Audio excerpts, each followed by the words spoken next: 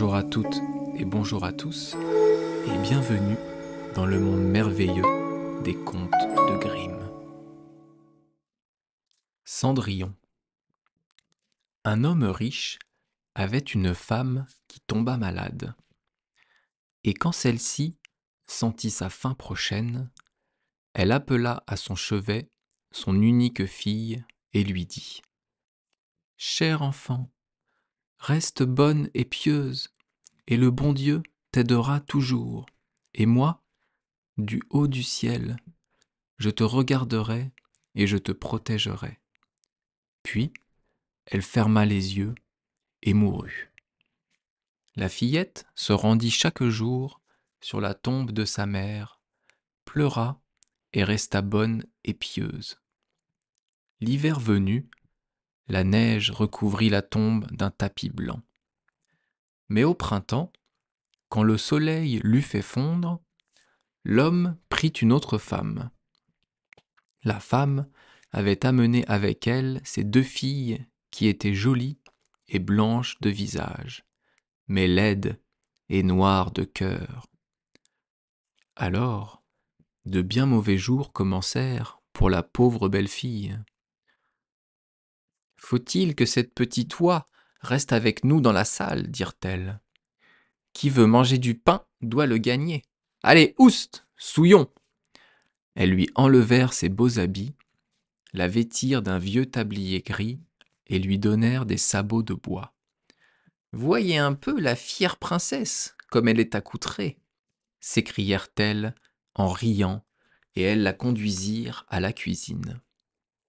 Alors, il lui fallut faire du matin au soir de durs travaux, se lever bien avant le jour, porter de l'eau, allumer le feu, faire la cuisine et la lessive.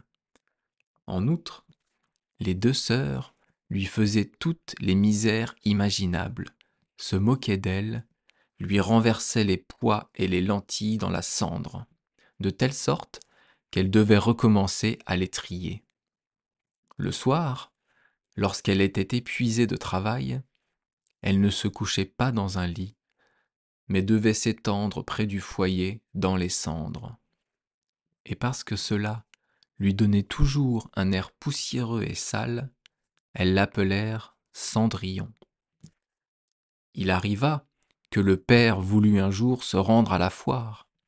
Il demanda à ses deux belles filles ce qu'il devait leur rapporter. « De beaux habits, » dit l'une. « Des perles et des pierres précieuses, » dit la seconde. « Et toi, Cendrillon, » demanda-t-il, « que veux-tu ? » « Père, le premier rameau qui heurtera votre chapeau sur le chemin du retour, cueillez-le pour moi. » Il acheta donc de beaux habits, des perles et des pierres précieuses pour les deux sœurs.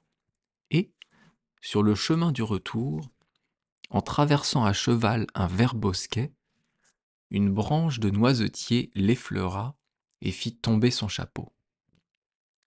Alors, il cueillit le rameau et l'emporta. Arrivé à la maison, il donna à ses belles filles ce qu'elles avaient souhaité, et à Cendrillon le rameau de noisetier.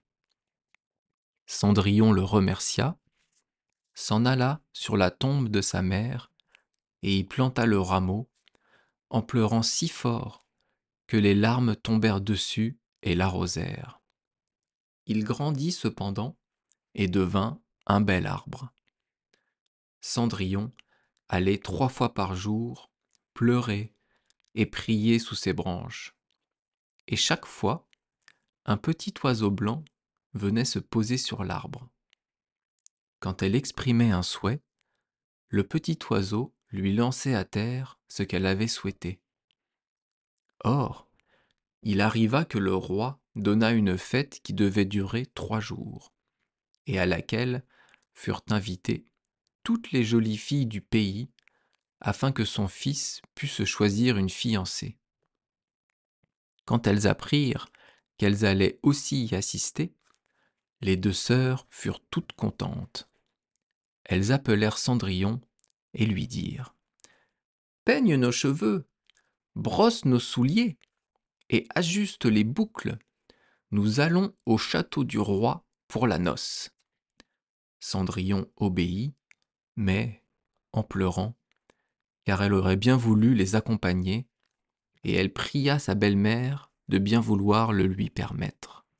« Toi, Cendrillon, dit-elle, mais tu es pleine de poussière et de crasse, et tu veux aller à la noce? Tu n'as ni habit, ni souliers, et tu veux aller danser ?» Mais comme Cendrillon ne cessait de la supplier, elle finit par lui dire : « J'ai renversé un plat de lentilles dans les cendres.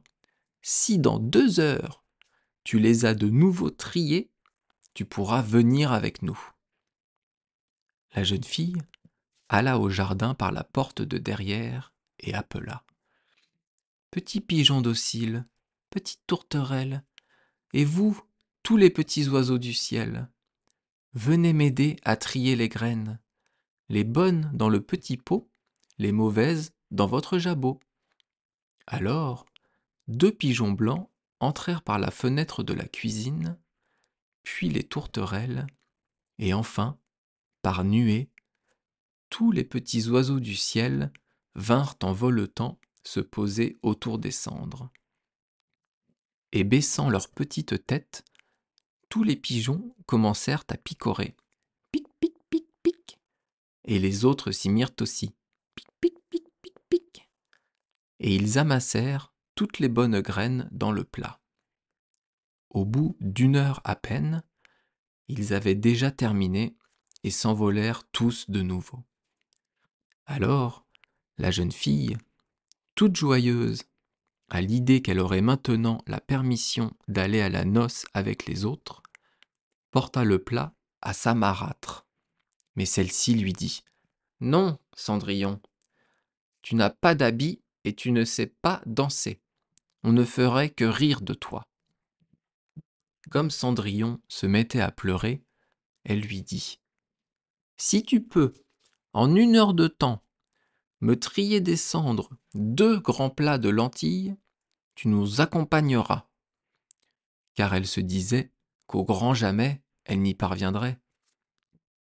Quand elle eut jeté le contenu de 2 plats de lentilles dans la cendre, la jeune fille alla dans le jardin, par la porte de derrière, et appela : « Petit pigeon docile, petite tourterelle, et vous tous les petits oiseaux du ciel, venez m'aider à trier les graines, les bonnes dans le petit pot, les mauvaises dans votre jabot. » Alors, 2 pigeons blancs entrèrent par la fenêtre de la cuisine, puis les tourterelles, et enfin, par nuées, tous les petits oiseaux du ciel vinrent en voletant se poser autour des cendres. Et baissant leurs petites têtes, tous les pigeons commencèrent à picorer. Pic, pic, pic, pic. Et les autres s'y mirent aussi. Pic, pic, pic, pic, pic. Et ils ramassèrent toutes les bonnes graines dans le plat. Et en moins d'1 demi-heure, ils avaient déjà terminé et s'envolèrent à nouveau. Alors, la jeune fille, toute joyeuse à l'idée que maintenant elle aurait la permission d'aller à la noce avec les autres, porta les 2 plats à sa marâtre. Mais celle-ci lui dit : « C'est peine perdue. Tu ne viendras pas avec nous, car tu n'as pas d'habit et tu ne sais pas danser. Nous aurions honte de toi. » Là-dessus, elle lui tourna le dos et partit à la hâte avec ses 2 filles superbement parées. La suite au prochain épisode.